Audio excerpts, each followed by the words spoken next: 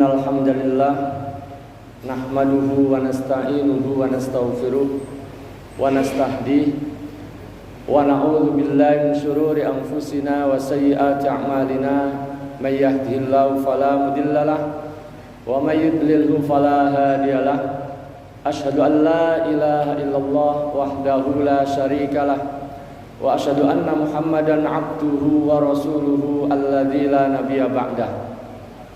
Allahumma salli ala Muhammad wa ala ali Muhammad kama sallaita ala Ibrahim wa ala ali Ibrahim innaka Hamidum Majid.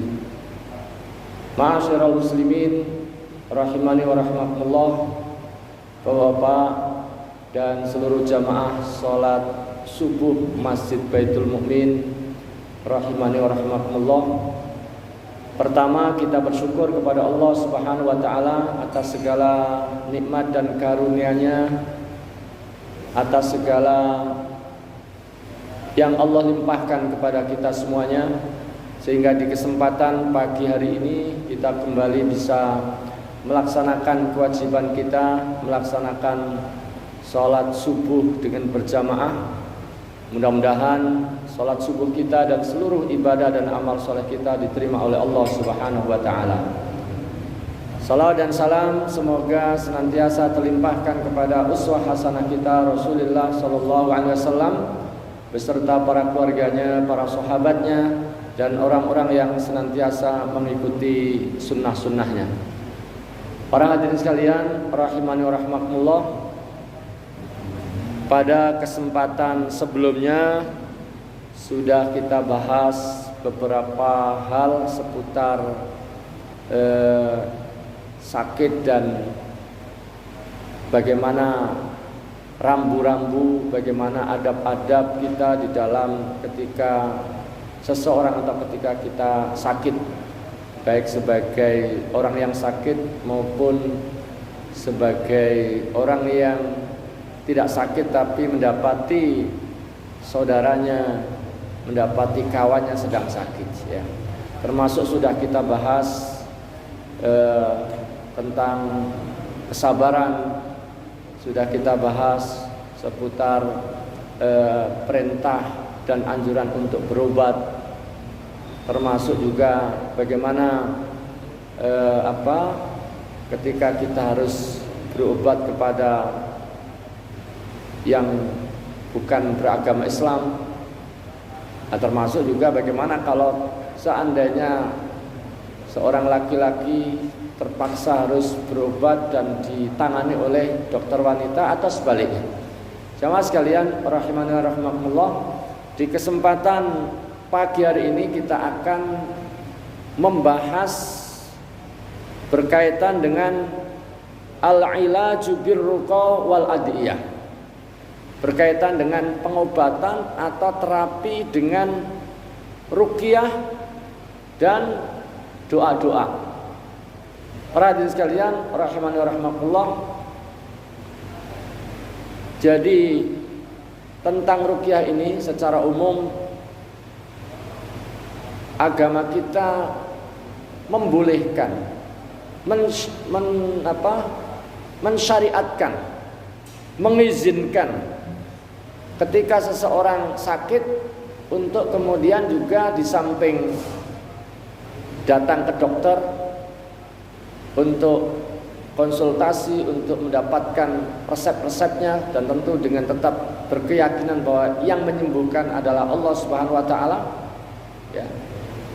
Di samping itu kita juga tidak melupakan apa yang juga diajarkan oleh Rasulullah sallallahu alaihi wasallam, ya, yaitu dengan doa-doa, dengan bacaan-bacaan yang memang maksur dari Nabi sallallahu alaihi wasallam. Makanya di dalam kitab fikih sunnah ini dikatakan yusra'ul ilaju birruqa wal adiyah idza kanat mustamilatan ala dzikrillah. Disyariatkan al-ilaj, melakukan terapi atau pengobatan dengan ruqyah dan juga dengan doa. Ruqyah atau doa-doa yang maksur, ya. Di sini katakan idza kanat mustamilatan ala dzikrillah. Selagi ruqyah dan doa-doa tersebut mengandung ya zikrullah ya. Wa kanat bil lafdzil arabi. Begitu juga dengan kalimat-kalimat atau dengan lafaz-lafaz yang berbahasa Arab al-mafhum, yang bisa difahami, yang mafhum ya. Dan yang dipahami di sini, di samping dipahami juga maknanya tidak menyimpang ya, tidak mengandung kesyirikan. Wa kanat bil lafdzil arabil mafhum li'anna ma la yufham la yu'manu an yakuna fi syai'un minasyirk. Kenapa mesti harus dipastikan bahwa ruqyah, doa-doa yang dibacakan itu harus mafhum, harus difahami, harus dimengerti isinya. Karena sesuatu yang tidak bisa dimafhumi, tidak bisa difahami, tidak dimengerti, itu tidak aman dari kemungkinan mengandung hal-hal yang berbau syirik. Jadi kalau ada bacaan-bacaan ya yang kita tidak faham, ya, yang tidak faham isinya, ini rentan mengandung hal-hal yang mengarah kepada kesyirikan. Padahal di antara ajaran pokok agama kita itu adalah memerangi kesyirikan. Keimanan kita atau ajaran pokok kita adalah tauhid ya, mengesahkan Allah Subhanahu wa taala. Dan pada saat yang sama kita mengingkari segala bentuk kesyirikan, termasuk di dalam ruqyah ya, termasuk dalam ruqyah. Makanya para ulama mengatakan ruqyah itu disyariatkan, diizinkan, dibolehkan selagi isinya itu adalah mengandung ya atau berisi ala zikrillah, berisi ya zikir-zikir kepada Allah, termasuk juga dipastikan tidak mengandung kesyirikan, tidak mengandung kesyirikan. Makanya harus dipastikan bacaan itu harus dipahami, karena ada bacaan-bacaan dibunyikan oleh orang tapi kita nggak ngerti isinya, qomat kamit ya, seperti dukun itu Pak ya, kan qomat kamit, suaranya nggak jelas. Nah itu mintanya kepada siapa kita nggak ngerti. Jangan-jangan mintanya bukan kepada Allah, tapi mintanya kepada apa? Pada setan, kepada jin-jin. Nah, jadi selagi ruqyah itu adalah berisi atau mengandung zikrillah, kemudian maknanya juga dimengerti, difahami, dan bebas dari kesyirikan, maka dibolehkan. Fa'an Auf ibni Malik, dari Auf bin Malik, qala, ia berkata, kunna narqi fil jahiliyah. Kata Auf bin Malik, kami dulu di masa jahiliyah biasa meruqyah.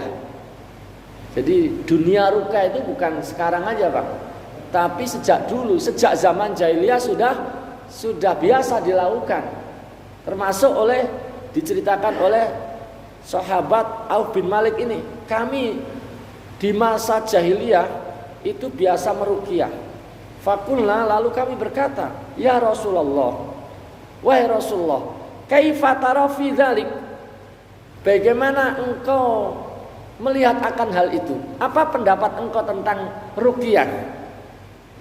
Maka apa jawab Rasulullah? Rasulullah mengatakan, faqala a'ridu alayya ruqakum. Coba tunjukkan ruqyah kamu itu seperti apa.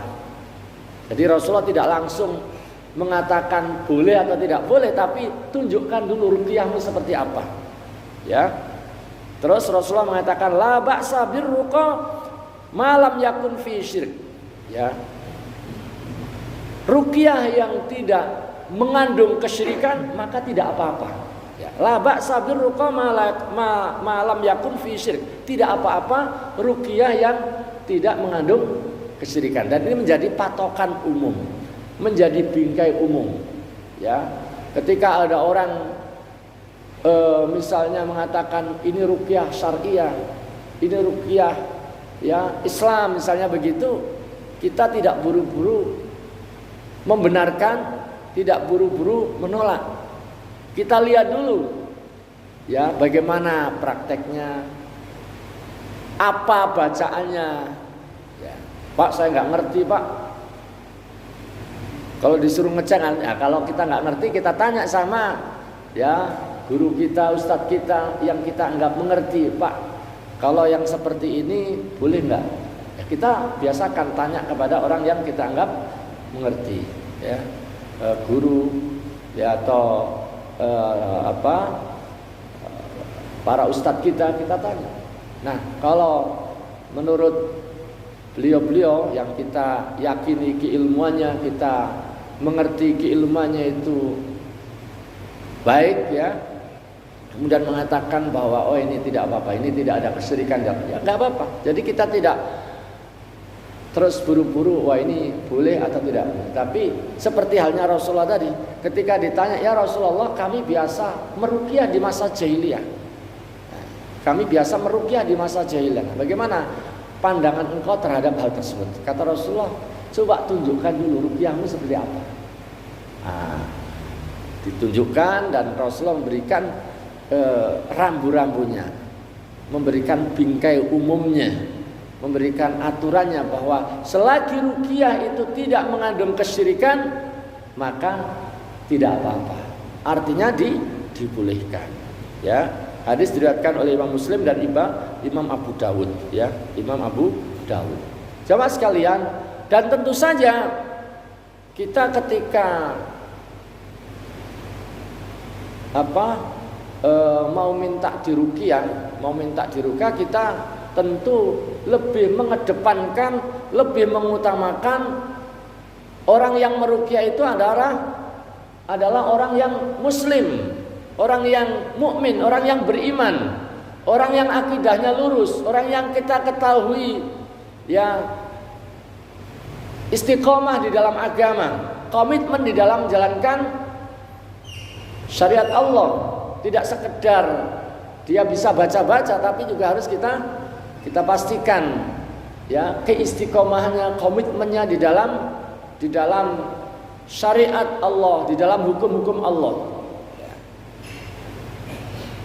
Jadi tidak hanya sekedar bacaannya saja, tapi juga kita upayakan melihat juga kebiasaan hariannya, bagaimana komitmennya terhadap agama. Tentu itu yang kita utamakan. Namun demikian jamaah sekalian, ya, seandainya kita dapati ada orang yang meruqyah tapi ternyata dia bukan beragama Islam, bagaimana? Mungkin nggak ada orang yang meruqyah tapi dia bukan orang Islam. Mungkin nggak? Mungkin. Nah, ini pernah ditanyakan Ar-Rabi kepada Imam Syafi'i. Sa'altu Syafi'iyya 'anil ruqyah. Saya pernah bertanya kepada Imam Syafi'i tentang ruqyah. Faqala, maka Imam Syafi'i berkata, la ba'sa antarqi bi kitabillah. Tidak apa-apa ya, tidak apa-apa ya engkau meruqyah dengan kitab Allah, dengan Quran, dengan ayat-ayat Allah, wa bima tu'rafu min dzikrillah, dan dengan apa yang wa bima ta'rifu min dzikrillah, dan dengan apa yang kamu ketahui itu adalah mengandung zikrullah. Terus Ar-Rabi mengatakan, qultu ayarki ahlul kitabil muslimin, boleh enggak ahli kitab, boleh enggak ahli kitab Yahudi atau Nasrani meruqyah kaum muslimin? Maka apa jawab Imam Syafi'i dikutip di dalam kitab ini, dalam kitab fikih sunnah ini, qala na'am, enggak apa-apa, boleh. Idza raqau bima yu'rafu min kitabillah wa bidzikrillah. Ya, selagi mereka meruqyahnya itu adalah dengan yang berasal dari kitab Allah, dari Quran, dari kalam Allah, ya, wa bima dzikrillah, dan mengandung zikir-zikir kepada Allah. Jadi seandainya ada seorang Nasrani atau Yahudi atau ahli kitab lah bahasanya, ahli kitab meruqyah dan ternyata ruqyahnya itu juga pakai ayat-ayat Allah, pakai Quran, pakai ya ayat-ayat Al-Quran atau doa-doa dari Nabi, kata Imam Syafi'i boleh. Tapi ini alternatif paling akhir lah. Tentu kita ya, apalagi di tengah masyarakat yang mayoritas Indonesia, yang mayoritas beragama Islam, maka tentu kita mengedepankan, lebih mengutamakan, lebih mendahulukan orang yang Muslim, ya, bukan sekedar Muslim tapi juga akidahnya yang lurus, ya, komitmen agamanya juga kita ketahui baik, komitmen menjalankan sholat 5 waktu, ya, tidak ada kesyirikan dalam praktek kehidupannya. Itu yang kita utamakan, itu yang kita kedepankan. Jamaah sekalian, yang jelas bahwa apakah ruqyah itu dibolehkan? Jawabnya boleh. Ya, boleh selagi tidak apa? Tidak mengandung kesyirikan. Tapi meskipun misalnya yang membuka praktek ruqyah itu adalah Pak Haji, ya, tetapi ternyata syarat dengan kesyirikan, ya kita tinggalkan, tidak boleh itu kita datangi. Karena Rasulullah mengatakan, ya, tidak mengapa selagi tidak mengandung kesyirikan. Tapi kalau mengandung kesyirikan meskipun dia orang beragama Islam, maka tidak boleh ya digunakan. Tidak boleh kita datang kepada orang yang demikian.